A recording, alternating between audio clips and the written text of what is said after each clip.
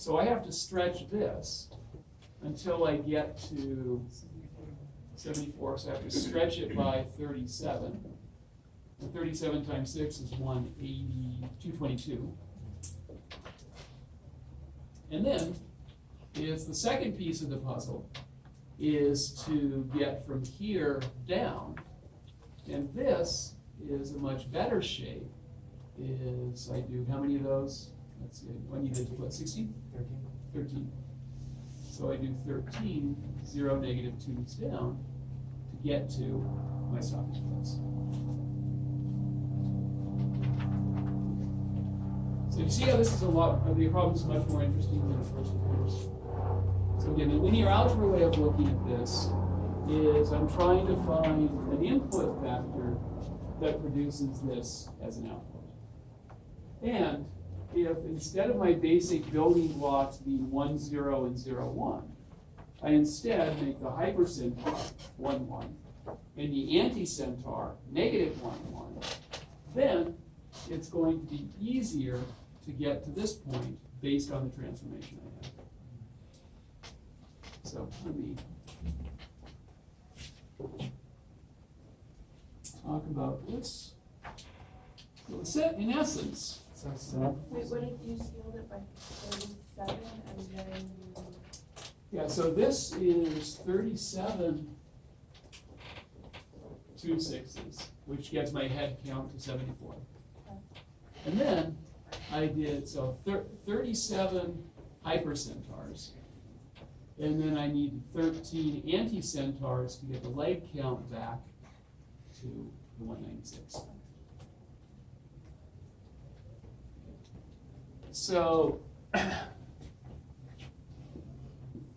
you might have seen this before.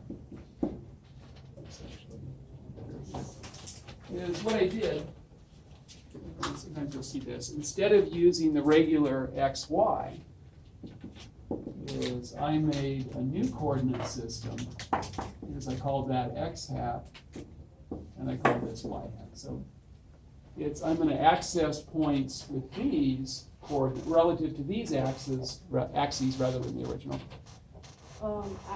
This is going a little bit back, but when you did the dim of the columns and the dim of the null, what does that add up to again? Number of columns. So our linear algebra way of describing that standard coordinate system is 1, 0 is my way of representing the x-axis. So the x-axis is all the multiples of 1, 0. The y-axis is 0, 1. And if I want to build the point 3, 2, the way I think about that is 3 times 1, 0 plus 2 times 0, 1. So anything in R2, and this is just what you learned in kindergarten, is just an x, y plane. So the name we give to this is S for standard basis. So if I'm talking about the xy plane, and I want to talk about the x-axis is the horizontal one here, y-axis is vertical, is my linear algebra way of describing it is like this. So S is going to be a fixed letter that's always the standard basis. So every space I give you is going to have a standard S. What's the basis for R3? 1, 0, 0, 0, 1, 0, and 0, 0, 1. Okay, then it's what I can do is make a new basis. Let's see if I did it that way. So this is my new coordinate system. This is the x hat and y hat system. And the idea, and this is an important idea in linear algebra that we're going to talk about here, and then we're going to come back to in chapter 7, is based on the transformation you have, is it's going to be easier. There's some coordinate systems that make it easier to understand. So given the transformation, what we're going to do is come up with a nice coordinate system to make calculating with that transformation easy to do. it's the real advantage here was the fact that the anti-centaurs had 0 heads. So all your head calculations were done with the hypercentaurs. And then you can adjust with this. So in general, the more zeros we have in these output vectors, the simpler the outputs are going to be, and the easier it is to work with the transformation. So the real goal is to have these outputs be something 0 and 0 something. And this is close to what we can do with the hypercentaurs and the anti-centaurs. So what we want to talk about is the conversion between these two systems. So I can talk about, what was the final count? I had 37 hypercentaurs.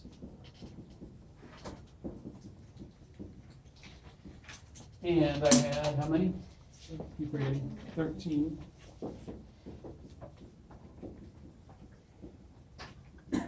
Anti-centaurs. And then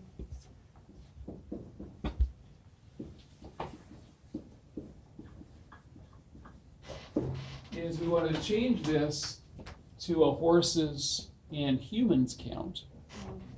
So how many horses there? So this is 37. Take away 13. Oh yeah. So what was it? 24 horses and 50 humans. Yeah. So this is how we represented the solution to the problem in the coordinate system that we just made. And this is how we translate it back into the solution in the original space. You follow all that? Can you repeat what? Yeah, so the idea is we have two different coordinate systems, or two different bases to describe the input space. We could either let x, y be number of horses, number of humans. Or we could let x, y be number of hypercentaurs and number of anticentaurs. And it's a hypercentaur anticentaur count corresponds to a horses and humans count. So we've got two different ways to describe the input space, and we want to be able to translate between the two. So we can create our own variables using values that exist in the standard, basically? Absolutely right. Yeah. So again, big picture, and we're gonna practice converting between coordinate systems now, but eventually you're gonna have a transformation, and then you're gonna make a convenient coordinate system for that transformation. Okay, so let me show you. That's the way we represent this.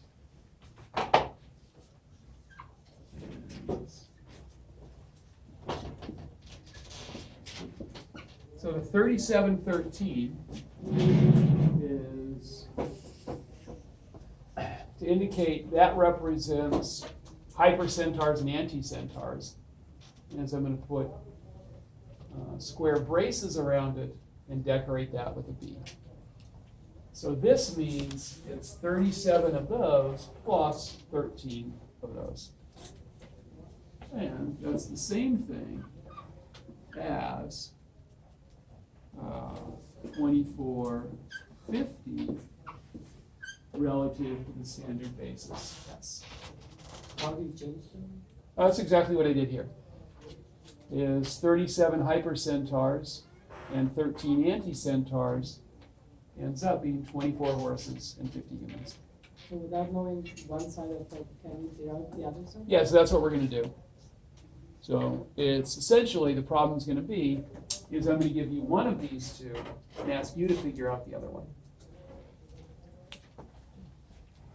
And just a notation thing is when you first learned these, you didn't even know that there were other bases.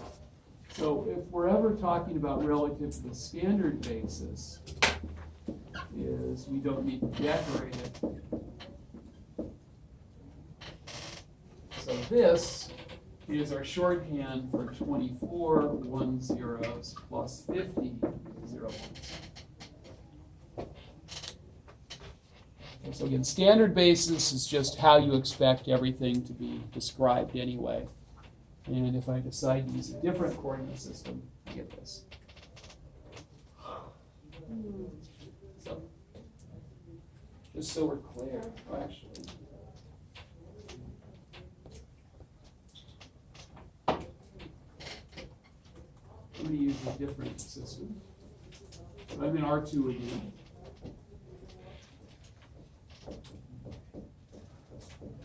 Sorry, was R2? Oh, so R2 is just standard X. And then what's That's hat. the other The thing? B. Yeah. Oh, the X hat. Oh, I'm going to find the B. So far I'm in R2. Standard basis is what it always is. And then what I'm going to do is define a new basis, which is 3, 1, negative 1, 3.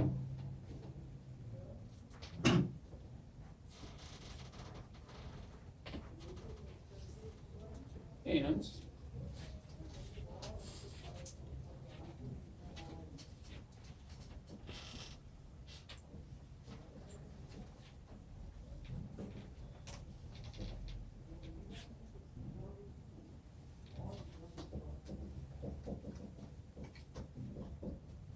so what I've done is I've given you the I'll use these words now. I've given you the coordinates of x relative to the b basis. So if you look at either the paper I handed out or that part of the packet I want you to look at, and again, I've got all the grid lines on there. This is the regular x, that's the regular y. And here is E1, this name you should probably know, it's E for Euclid. So E1 is the first vector of the standard basis. E2 is the second vector of the standard basis. So E1 is here, and E2 is there.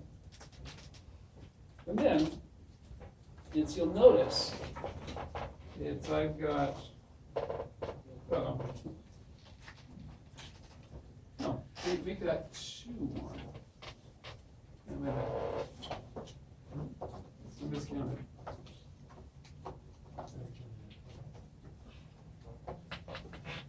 So do you see that the U1 vector is 2, 1?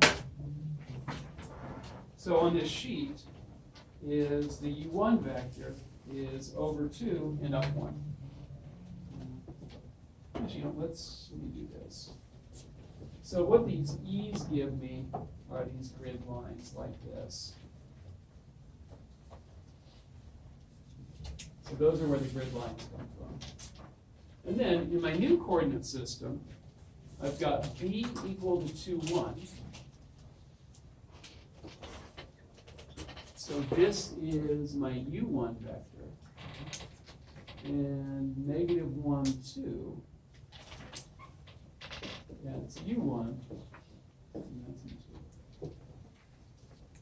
And then notice what the basis vectors do for us, is they give us a direction, and they define what it means to be 1 unit. So when I have that E1 vector defining the entire x-axis, it shows me the direction of the x-axis in 1 unit along the x-axis. So then what I have is this. Make that look bold. Make this look bold. This is my x hat axis, and that is my y hat axis. So we've got these two coordinate systems. X, y is the standard one that I've always been using. And then just like I wanted hypercentaurs and anticentaurs, is I want a new xy coordinate system where x hat, 1 unit is 2, 1, and the y hat is 1 unit is negative 1, 2. And then, let's make it incredibly complicated, is I can draw grid lines for the x and the y system as well.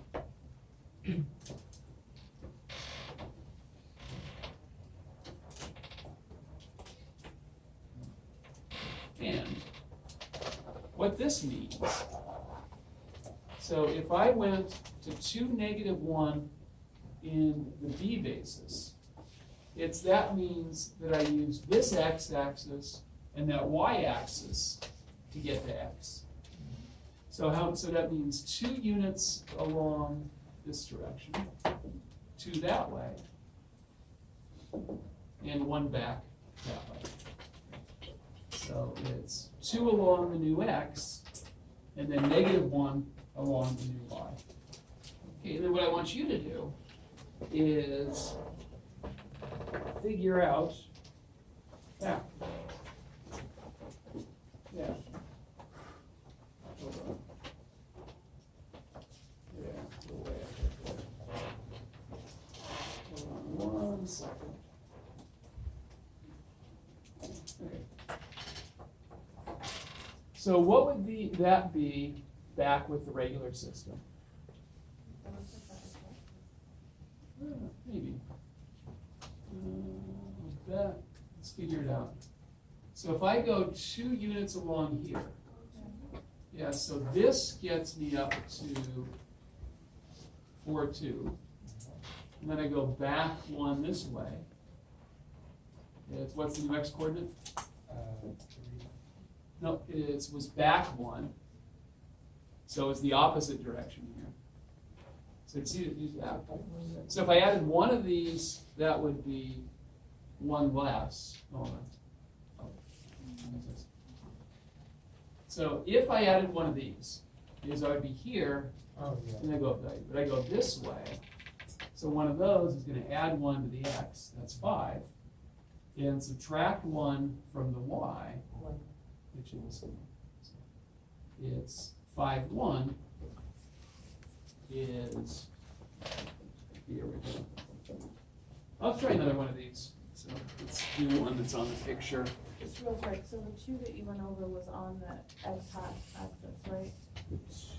This 2? -1. Yes. So yeah, this is the x hat and the y hat. And you started at the 2, -1, and then you followed or just walk through, like through it one. Yeah, so this is 2 along the new x-axis. Yes. There. 1 in the new y direction, or -1 in the new y direction. Yeah. And then, so how do we get 5, 1 from 2, -1? So let's get as many grid marks. So I did 2 U1s, so that's along the new x-axis. Got it. And I did -1 U2s, which is -1 of this guy. Yeah.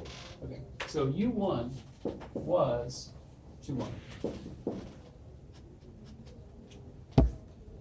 Okay. Okay, and then -1s of -1, 2.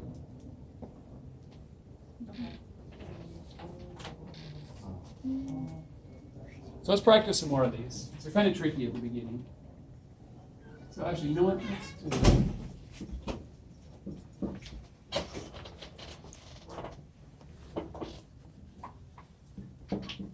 Here's U1. Here's U2.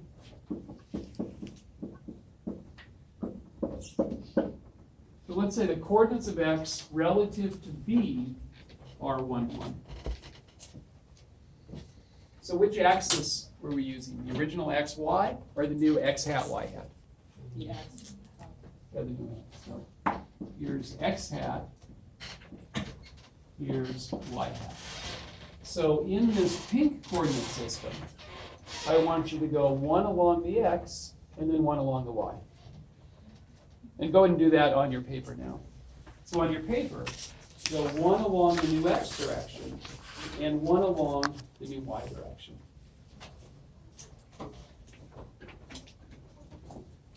Which one? So they're all the same. Oh. So go 1 in the x and then 1 in the y. Right, so what this means is we're going to go in the x direction and the y direction, but the axes we're going to use are from the b basis. Is it each square is a one? So each, That's one. oh no, actually you got one here. So that's one. So here to here is one. Okay, okay, okay. So one to one. So this means go one in the x direction, so it's 1u1. And then one in the new y direction is one of the u2s. So what this really means is travel 1 unit along u1, and then 1 unit along u2. And that is going to get you up here. So do you see that's 1 in the x and then 1 in the y? Okay, and then is if you do that relative to the standard pacing, what point is this? 1, 3, and 3. It ends up being 1, 3. Good.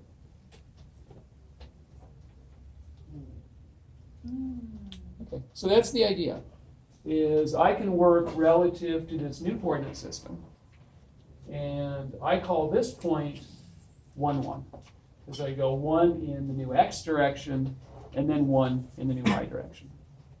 But somebody might want to know what this same point is relative to the original basis. So another way to describe this is 1 in the old x and 3 in the old y. So, there's a point hanging out here. We can describe it relative to the original xy coordinate system, or we can describe it in the x hat, y hat system.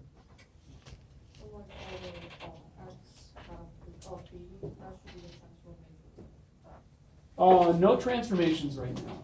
So originally what we did is we had this input space and transformed it into an output space. Right now, I just want to stay in this input space. So we have different representations of points. I see it.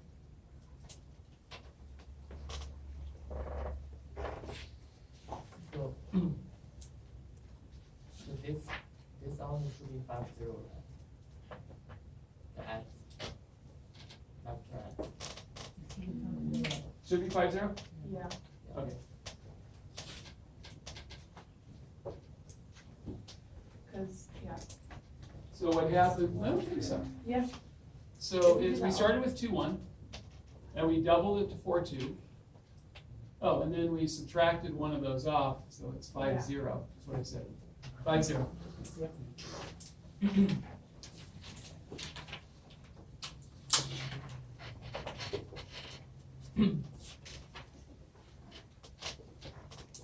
So let's try another one. Let's see what can fit on this paper.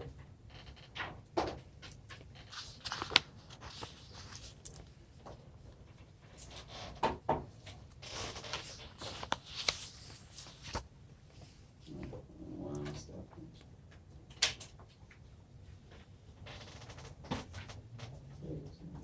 So,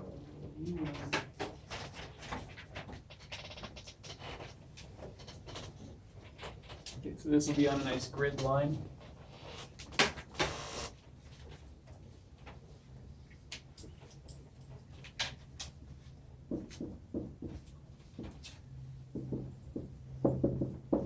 Did we do this one already? No. We did not. So one.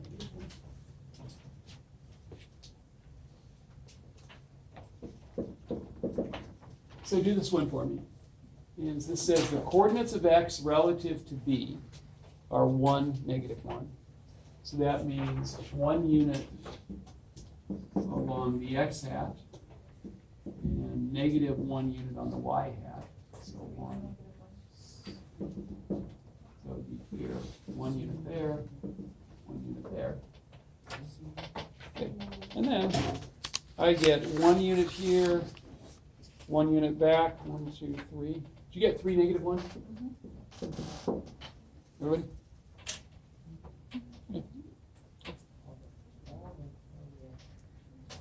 Okay, so you get how the different coordinate systems work? Is when I give you a new basis for a space, I'm essentially giving you a new x-axis and a new Oh, y-axis. you're still using that basic. Yes, Oh. yeah, relative to that basis.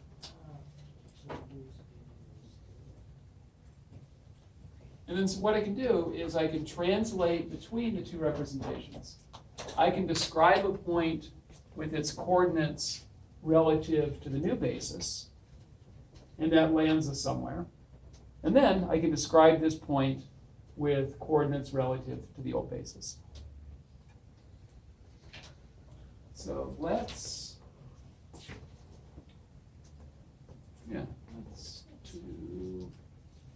throw this out there.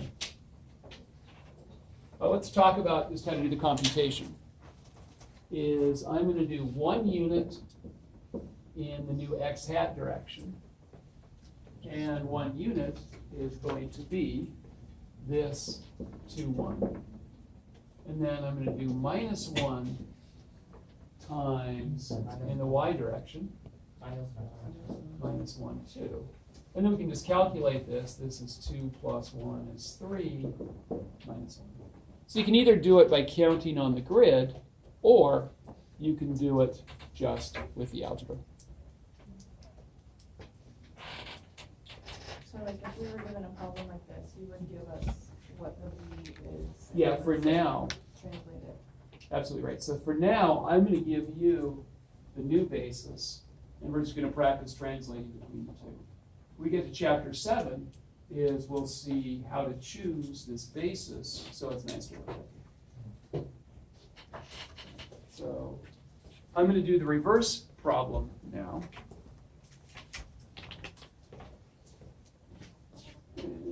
I'm going to give you the point in standard coordinates, and you're going to tell me how to get there using the x hat, y hat system.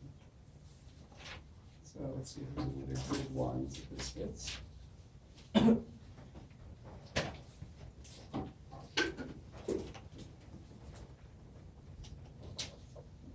Yeah, let's start with an easy one. Oh, actually, there we go.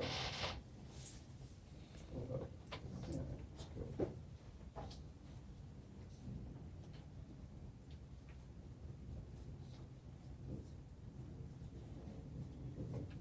So if it's not decorated, that just means go to the point 3, 4 with the standard x-axis and y-axis.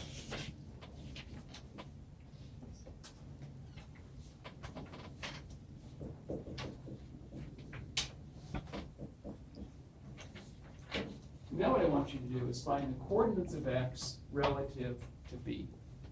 So in other words, how would you get to that same point going along x hat and y hat? So let me try to draw the picture over here. Are we using the same basis? Yeah, exactly. So unless I say otherwise, my b basis is, what is it, 2, 1? 2, 1. That's going to change problem to problem. That's what I'm going to use for this one. What I want you to do is in the standard XY system, I'm over here at the point 3, 4. That's 3 units this way, 4 units that way. And then here's an x hat, y hat system. Tick marks along here. Moving in the x hat and y hat direction, how do I get up to 3, 4? So good. How far do I move in the x hat direction? It's 2 this way And one. and 1 that way. So the coordinates of x hat relative to b are 2. And algebraically, we just have B4 is equal to B times 2, 1. Yeah, so that's good. Let's talk about that. So, agree, that's what's going on with the different coordinate systems.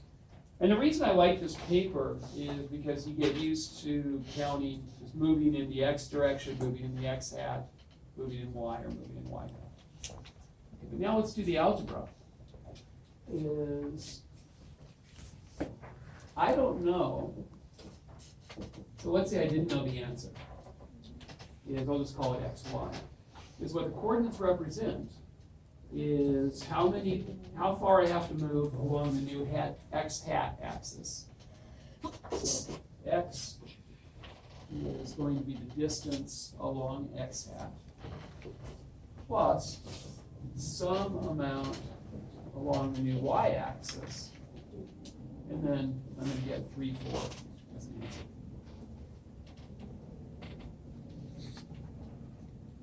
That's going to be a system of equations. I know how to solve systems of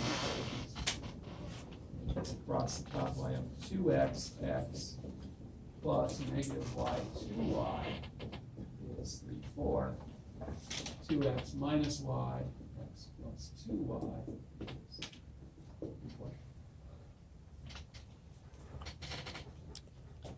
So I'm going to go back to these two types of problems that I've had before.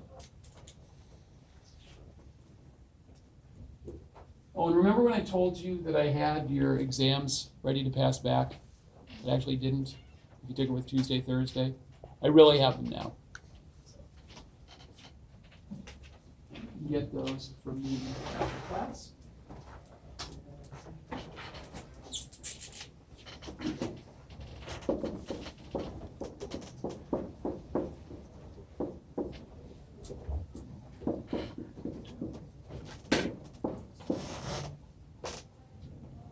I forgot what I had here. So what coordinates of x relative to b did I give you? So not this one, but the previous one. 3, negative 1. Oh, no, sorry. Yeah, 1, negative 1. 1, negative 1? So what that means is to get, well, if I do 1 times, so that's 1 unit along the new x hat, plus negative 1 along the new y hat, and then I get, that's how I get whatever my x is. And what I want to do is write this as a matrix multiplication.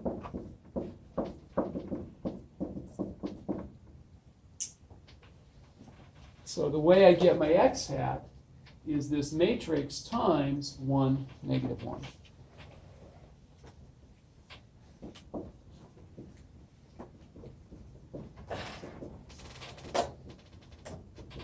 This is called a change of basis matrix.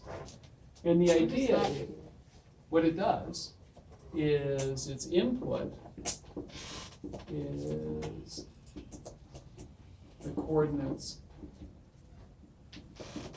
relative to b, and its output is the coordinates relative to s.